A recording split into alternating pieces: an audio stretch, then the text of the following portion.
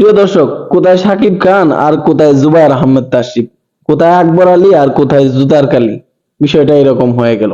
হঠাৎ করে ফেসবুকের মধ্যে দেখলাম কারি জুবায়ের আহমেদ তাসরিফ একটা ফেসবুকে পোস্ট করেছে, যেখানে তিনি নিজেকে শাকিব খানের সাথে তুলনা করছেন। তো এটা নিয়ে আজকের এই ভিডিওটা। Hi everyone, this is Zahid Hasan. আজকে আবারও আরেকটি নতুন ভিডিও নিয়ে আপনাদের সামনে উপস্থিত হয়েছি। ফেসবুক স্ক্রল করতে করতে হঠাৎ করে কারি জুবায়ের আহমেদ তাশরিফের আইডিটা চলে আসলো। সেখানে দেখলাম একটি পোস্ট করেছে। সর্বপ্রথম সেই পোস্টটা আমি আপনাদেরকে পড়ে শোনাই, তারপরে এই বিষয় নিয়ে আলোচনা করছি। উনি লিখেছেন, এখন আমাদের ফেসবুক মুজাহিদরা চুপ কেন? মানে ফেসবুকে যারা কমেন্ট করে তাদের উদ্দেশ্যে এই কথাটা বলতেছে।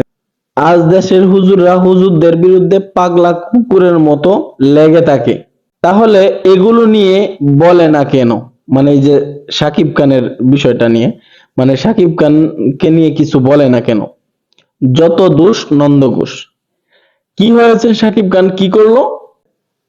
শোরুম উদ্বোধনে 20 মিনিটের জন্য 35 লাখ টাকা নিচ্ছে মেগাস্টার শাকিব খান। শাকিব খান 35 লাখ টাকা নিতে পারে, 1 কোটি টাকাও নিতে পারে। এটা কারো দান সদকার টাকা না, এটা রাস্তার মোড়ে দাঁড়াইয়া দাঁড়াইয়া ভিক্ষা করার টাকা না, এটা দিনের জন্য টাকা নিতেছে না, এটা ওনার বিজনেস। উনি বাংলাদেশের একজন মেগাস্টার, সেটা ওনার ব্যক্তিগত ব্যাপার। উনি যে মন্তব্যটা করছে এটার পিছনে আরেকটা উদ্দেশ্য লুকায়িত আছে। কিছুদিন পূর্বেই ফেসবুকে ভীষণভাবে ভাইরাল হয়েছিল, কারি জুবায়ের আহমেদ তাসরিফ প্রতিটি মাহফিলে 60,000 টাকা কন্ট্যাক্ট করেন। এটা ভাইরাল হয়েছিল। 10,000 টাকা তাকে অগ্রিম দিয়ে দিতে হয়, যার কারণে মানুষ বিভিন্ন ধরনের প্রশ্ন তুলছিল। এক পর্যায়ে তার যোগ্যতা সম্বন্ধেও প্রশ্ন চলে আসে, যা দেখে মানুষ তো পুরাই অবাক।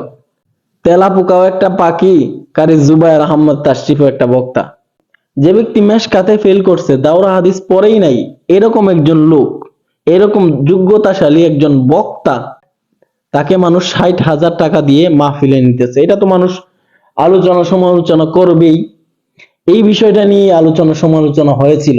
এই বিষয়টাকে কেন্দ্র করে অনেক হুজুররাই তার পক্ষ নিতে পারে নাই, কারণ বাস্তবতা হলো সে বক্তা হওয়ার যোগ্যতাই রাখে না।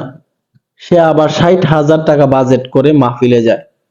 এখন যেহেতু এটা নিয়ে আলোচনা চলতেছিল, এটা নিয়ে তাকে বেশ কিছু আলোচনা সমালোচনা করা হয়েছে।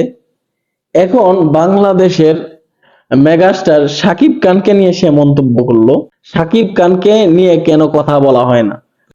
শাকিব খান উনি ওনার জায়গা থেকে কাজ করে, উনি মুভি তৈরি করে, সেটাতে ইনি দিনের জন্য করতেছেন না, ইসলামের জন্য করতেছেন না। আপনি তো ইসলামের জন্য করতেছেন, আপনি তো মানুষকে দাওয়াত দিয়ে জান্নাতের পথে নিয়ে যান।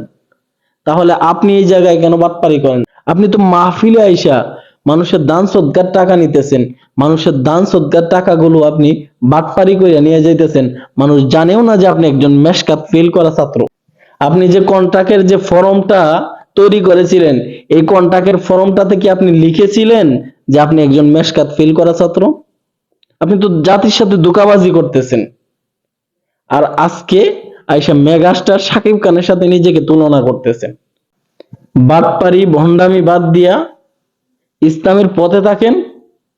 এই ওয়াজ মাহফিল আপনার জন্য না, আপনার যতটুকু যোগ্যতা আছে ততটুকু যোগ্যতা নিয়ে কাজ করেন। ভালো থাকবেন।